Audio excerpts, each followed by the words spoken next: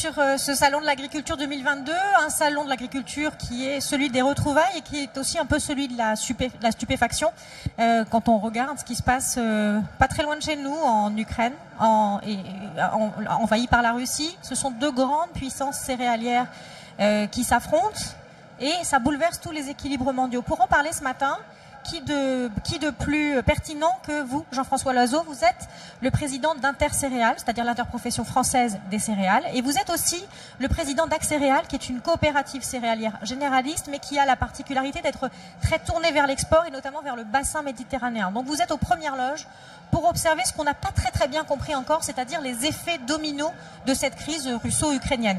Alors peut-être on va commencer par dresser un petit panorama de ce que c'est que la puissance russe céréalière et de ce que ça veut dire cette crise pour l'alimentation mondiale en termes de céréales. Bonjour Emmanuel, merci pour l'invitation. Donc évidemment dans cette période très grave, parce que franchement ce qui se passe en ce moment c'est du jamais vu depuis, nous dit-on, la Deuxième Guerre. Enfin moi je suis stupéfait devant le travail que nous devons faire et la solidarité.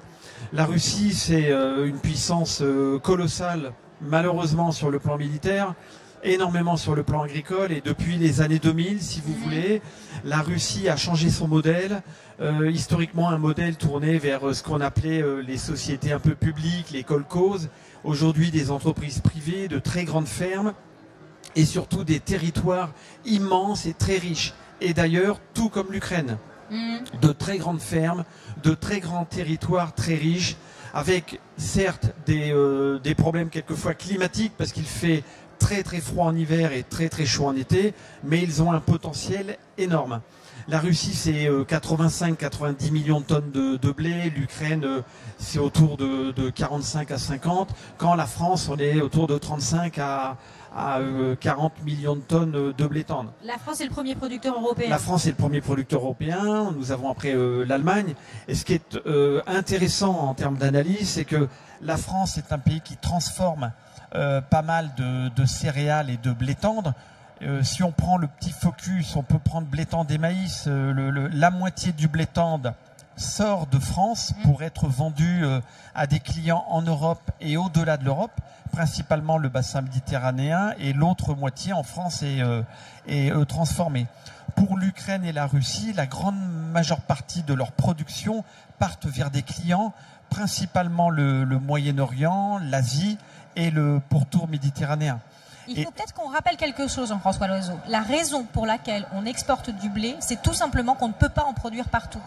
C'est pas un manque de volonté, c'est que juste techniquement, c'est pas possible. Oui, alors exactement, et c'est pas un désir de colonialisme comme c'est dit ça et là. Dans tous les pays du pourtour méditerranéen et au Moyen-Orient, malheureusement, il n'y a pas la terre nécessaire pour produire suffisamment de blé pour des populations qui augmentent d'année en année. La démographie dans des pays comme l'Égypte, par exemple, la démographie dans des pays comme l'Angola, le Nigeria en Afrique est telle que le peu de terre qu'il y a ne suffit pas. Et donc, cela fait partie des échanges qui doivent être respectés et régulés. Il se trouve que nos pays et la France a été et toujours, mais doit redevenir, et je pense que malheureusement la géopolitique nous y amène, un grand pays exportateur de produits agricoles et de produits transformés.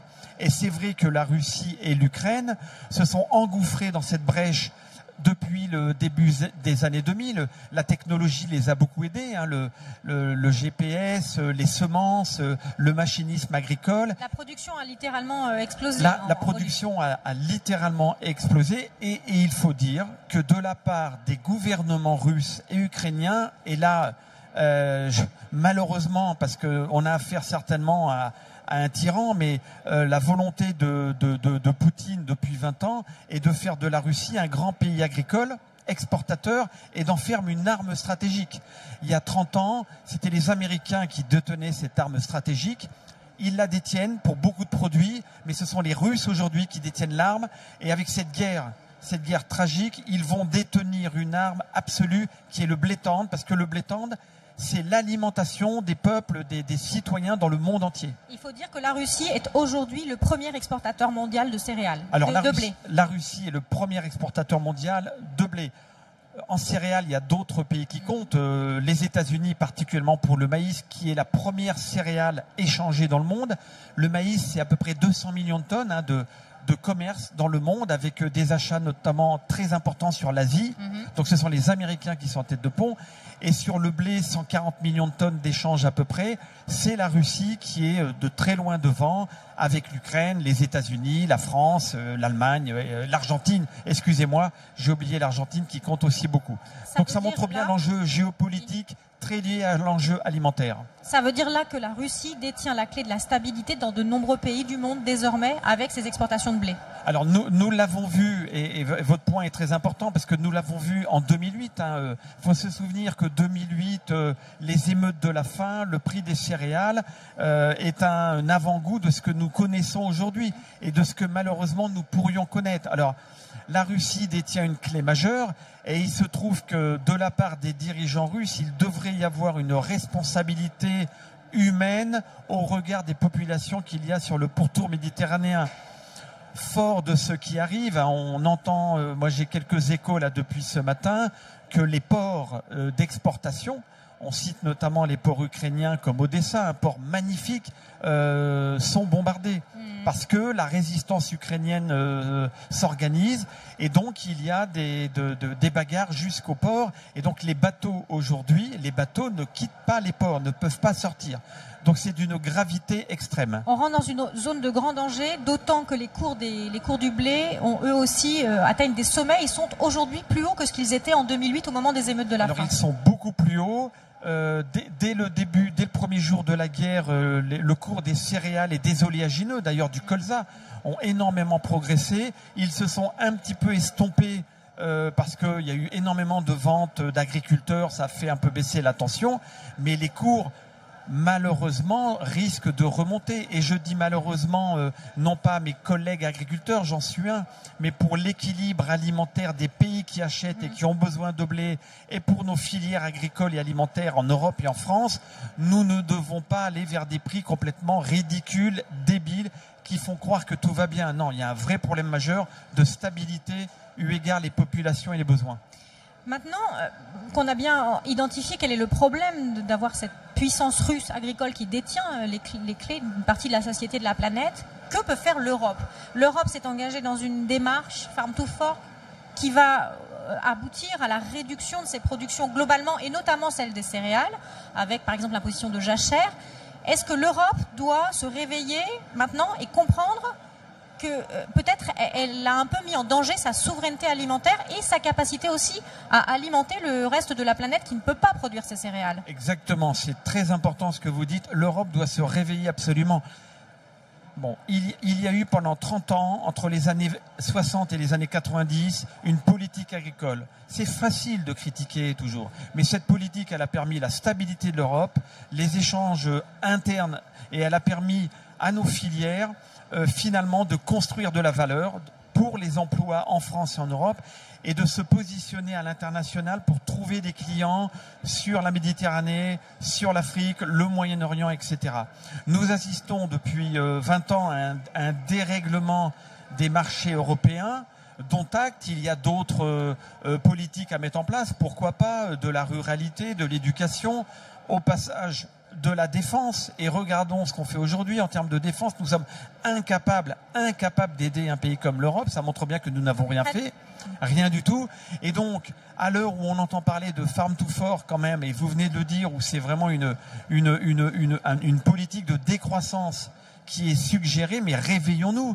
Il faut réarmer sur le plan agricole et agroalimentaire l'Europe. Il faut réarmer, c'est-à-dire de l'innovation, de l'investissement, de façon à avoir des productions agricoles et alimentaires plus importantes, plus de qualité, avec certainement beaucoup plus de travail sur la neutralité carbone. C'est évident, parce que l'écologie est essentielle, mais l'écologie n'est pas contre l'économie pour nous. Au contraire. Et nous devons produire sur nos fermes grâce à la recherche variétale. Nous sommes ici dans une zone où on parle beaucoup de recherche variétale pour améliorer les quantités, de façon à aller vers nos pays, je dirais, un peu partenaires. Le bassin méditerranéen, l'Afrique. L'Afrique, c'est 1 milliard d'habitants aujourd'hui. Dans 15 ans, l'Afrique, c'est 2 milliards d'habitants. Dans 20 ans, c'est 2 milliards. Avec des possibilités de culture limitées par le sol et le climat. Très limitées par le sol et le climat. Qui va alimenter l'Afrique? Et si nous n'alimentons pas l'Afrique, l'Afrique ira là où elle essaiera de trouver de quoi se nourrir et les Africains auraient raison. Donc à nous d'avoir des politiques pour faire du co-développement, notamment en Afrique. Il faut regarder le coup d'après. Vous avez rencontré hier le ministre de l'Agriculture, Julien Denormandie. C'était une sorte de cellule de crise avec les professionnels de l'agriculture, plusieurs filières, plusieurs interprofessions. Qu'est-ce qu'il est ressorti de cette réunion avec Julien Denormandie? L'idée, si vous voulez, un peu au pied levé, hein, ça a été de partager ensemble au niveau des filières végétales, donc la filière betterave-sucre, les oléagineux et la filière céréalière, de regarder que, eu égard les événements, quels étaient un peu les risques majeurs. Donc déjà, la solidarité avec l'Ukraine, l'inquiétude vis-à-vis des pays du pourtour méditerranéen qui doivent acheter des céréales pour leur alimentation, les sujets d'approvisionnement notamment en intrants, fertilisation. On parle des engrais. Un engrais, c'est avant tout un fertilisant qui alimente, qui nourrit la plante. Et ça, on le sait, la Russie détient aussi une partie de l'équation. Exactement. Le gaz dont nous avons besoin pour fabriquer les engrais azotés nécessaires à l'alimentation des plantes, il vient de Biélorussie, il vient de Russie essentiellement. Alors, de façon plus anecdotique, Égypte ou Moyen-Orient, mais la Russie, la Biélorussie, un peu l'Ukraine. Et donc, nous devons construire des filières industrielles, reconstruire des filières industrielles d'approvisionnement pour les intrants, pour la recherche variétale, pour la protection des plantes. Et donc, c'est ce que nous avons partagé. Et il se trouve, et c'était plutôt à pied levé, mais assez remarquable, le ministre de l'Agriculture est venu nous retrouver, entre guillemets. Il m'a demandé s'il pouvait participer à la réunion. C'était extraordinaire parce qu'il a apporté aussi sa contribution sur le court terme. Que faisons-nous avec la situation des céréales dans ces zones-là vis-à-vis des pays acheteurs et vis-à-vis de nos propres filières. L'alimentation animale en France va souffrir des événements politiques et guerriers en Ukraine. Les importations de tourteaux, notamment de colza et de tournesol, vont peser en termes de prix sur les filières volailles, porcs et bovins en France. Et donc, que pouvons-nous faire pour essayer d'apporter des solutions à ces filières animales en France qui ont plutôt besoin d'être soutenues en ce moment, vu le contexte économique? On a l'impression quand même qu'on se réveille depuis 2 jours avec une incroyable gueule de bois sur nos filières alimentaires, qui ont beaucoup alerté sur les risques qu'on leur faisait prendre. C'est terrible qu'on doive en arriver là pour se rendre compte qu'une chose aussi élémentaire que l'alimentation, l'agriculture, a été un peu oubliée dans les grandes politiques géopolitiques. Non, mais c'est essentiel ce que vous dites. Et tout candidat, quel qu'il soit à l'élection présidentielle, devrait mettre le sujet agricole et alimentaire et écologique en première page de son programme. Je l'ai dit tout à l'heure, dès le début des années 60, par solidarité, par sécurité, nous avons organisé des politiques agricoles. Elles sont aujourd'hui bafouées. Et on pense aujourd'hui à dire que finalement la politique agricole, ça n'existe pas. Et nous nous réveillons, comme vous le dites, avec la gueule de bois. Le Covid nous a déjà donné un petit aperçu de ce que c'était que l'inorganisation. Et au passage, heureusement que les filières agricoles sont résilientes, parce qu'elles ont permis d'alimenter les Français sans trop de problèmes. Et donc, nous devons construire un vrai schéma directeur en France et surtout en Europe, et j'insiste surtout en Europe, de résilience, de stabilité et surtout de développement agricole et industriel. La génétique, l'accompagnement industriel, je me répète, la résilience du modèle agricole et alimentaire. L'idée, c'est pas d'être indépendant. Non, il y a toujours de l'interdépendance. Nous avons besoin d'avoir des clients. Nous sommes contents de vendre du tourisme, des voitures, des avions. Nous sommes très contents de vendre des avions au Moyen-Orient. Bien, vendons aussi des produits transformés, de la boulangerie, vendons des céréales, vendons tous les produits agricoles que nous savons faire en France. Mais remettons ce sujet au cœur de la politique française et de la politique européenne. Ce sera ma dernière question. Qu'est-ce que la filière céréalière peut faire à court terme? Comment est-ce qu'elle se mobilise là à court terme face à cette situation de guerre? Alors, il y a nécessité d'avoir des flux logistiques réguliers. Et donc, les agriculteurs que nous sommes, dans un premier temps, devons, mais nous le faisons en général, alimenter les organismes stockeurs. Les organismes stockeurs doivent alimenter de façon régulière les transformateurs, la meunerie, la midonnerie, la nutrition animale, les fabricants de pâtes, le malt pour faire de la bière. Nous sommes, nous Français, les premiers malteurs mondiaux. Et donc, je dirais que la fluidité de la filière doit fonctionner. C'est absolument vital. Il ne faut pas qu'il y ait dans notre filière des compartiments qui jouent la rétention, la spéculation, parce qu'il y a des événements guerriers. D'ailleurs, au passage, je ne serais pas trop respectueux. Donc, il faut une filière qui fonctionne, qui soit fluide. En même temps, et c'est un peu le travail de l'État, et c'est pour ça que le ministre était avec nous, c'est d'accompagner éventuellement les compartiments de notre filière qui pourraient avoir des difficultés. Je pense notamment à la filière semences. La filière semences, elle est très présente en France. Au passage, c'est la première filière d'exportation, c'est une filière remarquable dans le paysage agricole et agroalimentaire.